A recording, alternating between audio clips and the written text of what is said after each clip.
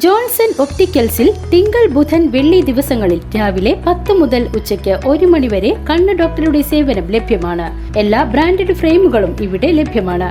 കൂടാതെ ഡോക്ടർമാർ നിർദ്ദേശിക്കുന്ന എല്ലാത്തരം കണ്ണടകളും ജോൺസൺ ഒപ്റ്റിക്കൽസിൽ നിന്നും ലഭിക്കുന്നു. ജോൺസൺ കണ്ണട വ്യാപാരം ഡിവൈൻ ആശുപത്രിക്ക് എതിർവശം വടക്കാഞ്ചേരി.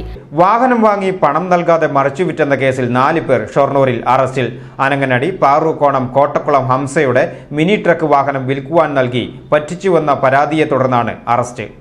ഷൊർണൂർ നെടുങ്ങോട്ടൂർ സ്വദേശി 28 വയസ്സുള്ള പൈത്രത്ത് ഷാജു മോഹൻ, ചാലിയത്ത് ചാത്തന്നൂർ 49 വയസ്സുള്ള പറമ്പിൽ ഉമ്മർ, ഗുരുവായൂർ വടക്കേക്കാട് പുന്നയൂർക്കളം താമരശ്ശേരി 29 വയസ്സുള്ള സജീഷ്, പുന്നയൂർക്കളം തണ്ണീർക്കോട്ടിൽ 26 വയസ്സുള്ള മുഹമ്മദ് ലത്തീഫ് എന്നിവരാണ് അറസ്റ്റിലായത്.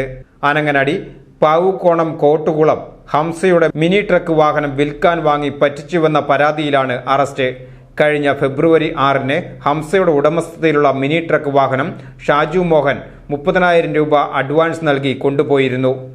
മാസങ്ങളോളം പണം ലഭിക്കാതെ വന്നപ്പോൾ Ottapalam first class judicial magistrate കോടതിയെ സമീപിക്കുകയായിരുന്നു.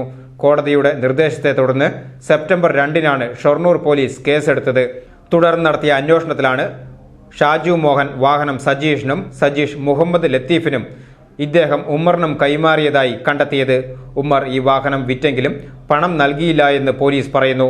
വിറ്റ വാഹനവും കണ്ടെത്താനായിട്ടില്ല എന്നും പറഞ്ഞു. CI V Ravikumar, SI M Mahesh Kumar എന്നിവരുടെ നേതൃത്വത്തിലുള്ള സംഘമാണ് കേസ് അന്വേഷിച്ചത്. VCV news, Shoranur.